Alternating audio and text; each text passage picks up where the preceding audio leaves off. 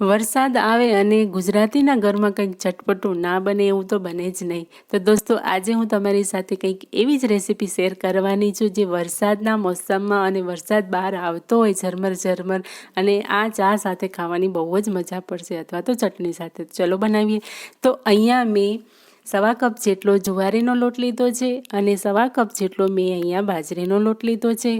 એના પછી હું અહીંયા એડ કરીશ 1/4 કપ જેટલો બેસનનો લોટ, મતલબ કે 2 ચમચી જેટલો પણ બેસનનો લોટ અંદર એડ કરી શકાય. એના પછી હું અહીંયા આખું જીરું, મતલબ કે જીરું નહીં પણ અજમો લઉં છું. અજમાને આપણે હાથેથી આવી રીતે ક્રશ કરી લેવાનો છે. તમે ચાહો તો વેલણથી પણ વાટીને અંદર નાખી શકો છો. અને એના પછી મેં લઈ લીધી છે કસૂરી મેથી. કસૂરી મેથીને પણ આપણે હાથોથી જ આવી રીતે ક્રશ કરીને એડ કરીશું. આ કસૂરી મેથી મેં ઘરે બનાવેલી છે, ઘરે સ્ટોર કરેલી છે. તમે ચાહો તો મારી ચેનલની વિઝિટ કરી શકો છો, એની અંદર મેં આ વિડીયો આપેલો છે. તો પછી આપણે આની અંદર એડ કરીશું ઓઇલ. પણ એના પહેલાં આપણે લોટમાં વચ્ચે આવી રીતે ખાડો કરી લઈશું જેથી ઓઇલ જે છે બહાર ફેલાય નહીં અને લોટની અંદર જ રહે. તો 2 પાવડા જેટલું મેં અહીંયા તેલ લીધું છે. તમે ચાહો તો આની અંદર 1 ચમચી જેટલું ઘી પણ નાખી શકો છો, પણ ઘી કરતાં ઓઇલનો ટેસ્ટ સારો આવે છે. પછી આપણે આ બધી જ વસ્તુઓને હાથેથી સારી રીતે મિક્સ કરી લેવાની છે. અને એના પછી આપણે લઈ લઈશું મસાલા. મસાલામાં મેં અહીંયા 2 મોટી ચમચી જેટલા તલ લીધા છે, ઝીણા સમારેલા 5-6 મરચાં લીધા છે, આદુની પેસ્ટ જે મેં ચેનલમાં પેસ્ટ કઈ રીતે બનાવાય એ પણ આપેલું છે, અને મીઠા લીમડાના પત્તા જે મેં ઝીણા સમારીને રાખ્યા છે, અને 2 ચમચી જેટલું ધાણા જીરું, 1 ચમચી મરચું, નમક અને હળદર પાવડર, અને 1 ચમચી જેટલું મેં અહીંયા મરીનો પાવડર, અને આ જે વચ્ચે છે એ લસણની ચટણી છે, લસણ અને લાલ મરચાંની ચટણી. અત્યારે લસણનો ભાવ બહુ જ છે તો મેં લસણની ચટણી આવી રીતે બનાવીને રાખી છે, એનો જ હું ઉપયોગ કરું છું. અને મિત્રો, જો તમારે આ લસણની ચટણી કઈ રીતે બનાવવા એ જાણવું હોય તો મને કમેન્ટ કરીને જરૂરથી કહેજો, તો હું આની પણ તમને રેસીપી મોકલી દઈશ. તો પછી આ બધા જ મસાલાને આપણે મિક્સ કરવાનું છે. એના પહેલાં આપણે આની અંદર 3 ચમચી જેટલું હું અંદર દહીં એડ કરીશ. તમે ચાહો તો વધારે પણ લઈ શકો છો, બધાના ટેસ્ટ ઉપર જાય છે. અને એના પછી આપણે લઈ લઈશું 1 વાટકી, અને એ વાટકીમાં હું 2 ચમચી જેટલી અંદર ખાંડ લઈશ, અને લીંબુનો રસ જે મેં સ્ટોર કરીને રાખેલો છે. તો એ લીંબુ અને ખાંડનું પ્રમાણ સરખું લઈશું જેથી જે ટેસ્ટ છે એનાથી જ વધારે આવે છે. તો એવી રીતે અંદર હું પાણી નહીં પણ લીંબુનો રસ લઈશું, અને આ લીંબુના રસમાં ખાંડને આપણે સારી રીતે ઓગાળી લઈશું. તો સારી રીતે ઓગાળીને આપણે લીંબુ અને ખાંડના પાણીને આ મિશ્રણને આપણે લોટમાં એડ કરી દઈશું. એના પછી મેં અહીંયા બેકિંગ સોડા લીધા છે. બેકિંગ સોડા આપણે 1 ચપટી જેટલા જ અંદર એડ કરવાના છે. જો તમે ચાહો તો તમારી જોડે ઈનો પાવડર હોય તો ઈનો પણ તમે આની અંદર એડ કરી શકો છો, પણ આપણે બસ ચપટી જ અંદર એડ કરવાનું છે. જો વધારે નાખશો તો આપણે જે બનાવવા જઈ રહ્યા છે એ ફાટી જશે. તો એનું પ્રમાણ બસ આટલું ચપટી જ આપણે રાખવાનું છે. અને એના પછી મેં અહીંયા લઈ લીધા છે ફુદીના અને પોઈના પત્તા, જે મારા કિચન ગાર્ડનમાં થયેલા છે, ઉગેલા છે. તો આના લીધે આપણી જે રેસીપી છે ને બહુ જ હેલ્ધી બનશે. ફુદીનાના મેં અહીંયા 5-6 પત્તા લીધા છે, અને પોઈના પત્તા લીધા છે 10-12.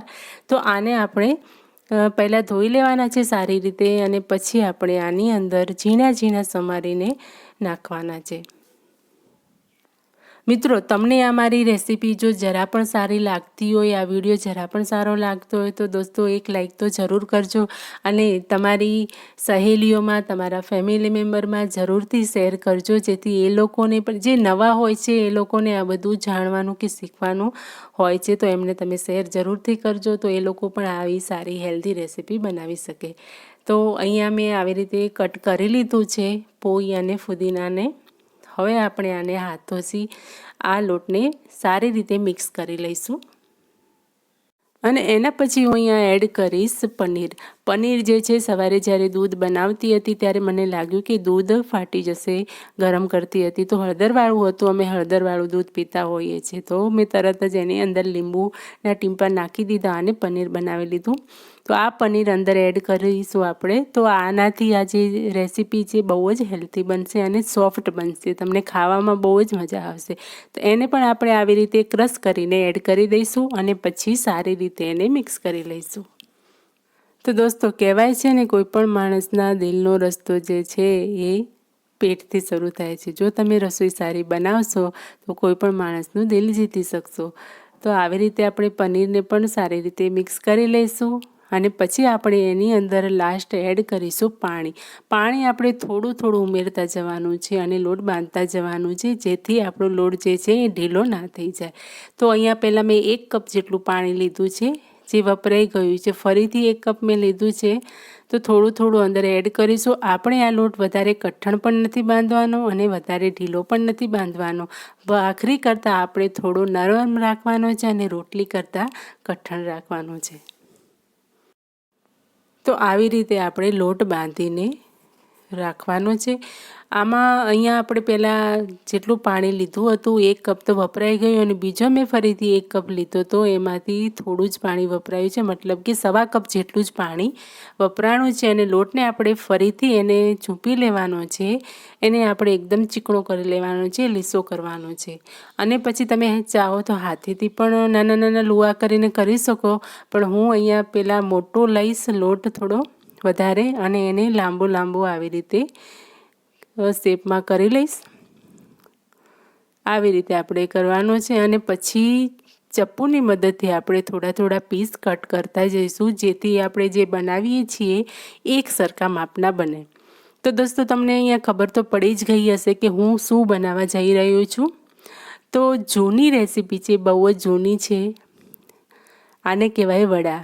વડા આપણે હનુમાનજીને પણ ચડાવતા હોઈએ છીએ, પણ એ વડા આપણે અડદના બનાવીએ છીએ. અહીંયા આપણે બાજરી અને જુવારીના લોટના બનાવ્યા છે.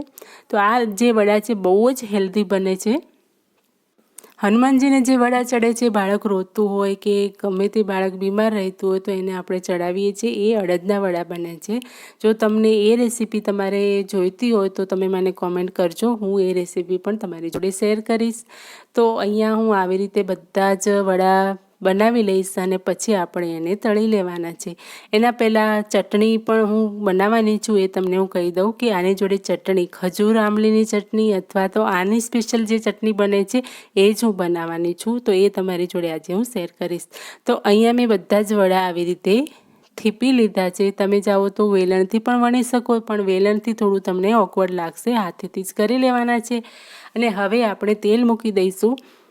તેલ ગરમ થાય ત્યાં સુધી આપણે શું કરીશું, ચટણીનું બેટર તૈયાર કરી લઈશું. તો ચટણી માટે મેં અહીંયા 2 ચમચી જેટલું બેસન લીધું છે અને લીંબુ અને ખાંડ લીધું છે. 2 ચમચી ખાંડ અને 2 ચમચી લીંબુ, એને આપણે સારી રીતે મિક્સ કરી લઈશું. મેં આટલું જ બેટર કર્યું છે. પછી આપણે જરૂરિયાત પ્રમાણે અંદર પાણી એડ કરીશું. તો આ ખીરું હું તૈયાર કરીને સાઈડમાં મૂકું છું. હવે આપણે લગભગ તેલ ગરમ થઈ ગયું છે, તો આપણે આ વડાને તળી લઈશું. તળવા માટે જે તેલ છે ને બહુ જ હાઈ ફ્લેમ પર ગરમ હોવું જોઈએ. એકદમ ગરમ તેલમાં આપણે આને નાખવાના છે, કેમ કે જો તેલ જરા પણ ઠંડુ હશે તો વડા ફાટી જશે. તો પહેલાં જ્યારે પણ આપણે વડા નાખીએ ત્યારે તેલ ખૂબ જ ગરમ હોવું જોઈએ, હાઈ ફ્લેમ હોવી જોઈએ. પછી 1 મિનિટ રહીને આપણે ગેસની ફ્લેમ ધીમી કરી દેવાની છે અને પછી ધીમા તાપે આપણે વડાને તળી લેવાના છે, જેથી અંદર વડા કાચા ના રહી જાય. ઘણી બહેનોની આ ફરિયાદ રહેતી હોય છે કે વડા ફાટી જતા હોય છે. એનું કારણ આ જ છે, કાં તો અંદર સોડા વધારે પડી ગયા છે, કાં તો મોણ વધારે પડી ગયું છે, કાં તો પછી ગેસની ફ્લેમ જે છે એ ધીમી રાખવાથી વડા ફાટી જતા હોય છે. તો ગેસની ફ્લેમ હંમેશા ફૂલ જ રાખવાની છે. હાઈ ફ્લેમ પર આપણે આને તળવાનું છે. પહેલાં હાઈ અને પછી ધીમું કરી દેવાનું છે. હાઈ ટુ લો મીડિયમ ફ્લેમમાં આપણે તળી લેવાના છે. તો આવી રીતે ગોલ્ડન બ્રાઉન ના થાય એટલે આપણે વડાને કાઢી લેવાના છે અને બધા જ વડા આ જ રીતે આપણે તળી લેવાના છે.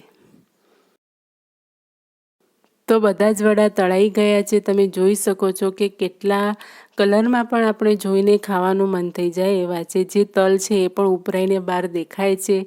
અને હજી પણ તમે આની અંદર બીજી વસ્તુ એડ કરવાની હોય, જેમ કે તમે મેથી, લીલી મેથી પણ આની અંદર એડ કરી શકો છો. મેં અહીંયા કસૂરી મેથી એડ કરી હતી. તો તમે જોઈ શકો છો કે બંને સાઈડ એક સરખા મસ્ત બ્રાઉન તળાઈ ગયા છે અને અંદર પણ જોઈ શકો છો તમે કે એકદમ ચડી ગયા છે. બહુ જ ક્રિસ્પી અને સ્મૂથ વડા આપણા તૈયાર થઈ ગયા છે. તો ચલો દોસ્તો, હવે આપણે બનાવી લઈએ આની જોડે ખાવા માટે ચટણી. તો જે વડા આપણે તળ્યા હતા એ જ તેલ મેં બીજામાં કાઢી લીધું અને એમાં મેં તેલ જરા પણ નથી રેડ્યું અને સીધા જ મેં મીઠી લીમડીના પત્તા 4-5 એડ કર્યા અને આ બેટર એમાં રેડી દીધું છે. આપણે કોઈ બીજો વઘાર કરવાનો નથી. આ જ રીતે ચટણીને પછી આપણે ઉકાળી લેવાની છે જરૂરિયાત પ્રમાણે અંદર પાણી એડ કરીને. અને મસાલા પણ તમને જે જોઈતા હોય, મરચું, નમક, હળદર, તમે એની અંદર એવી રીતે એડ કરીને ચટણીને 3 થી 4 મિનિટ સુધી ઉકાળીને આવી રીતે તૈયાર કરી શકો છો. તો આપણી ચટણી તૈયાર છે. ચટણી અને વડા સાથે તમને ખાવાની વરસાદમાં બહુ જ મજા આવશે. તમે ચાહો તો આની જોડે ચા પણ બનાવી શકો છો.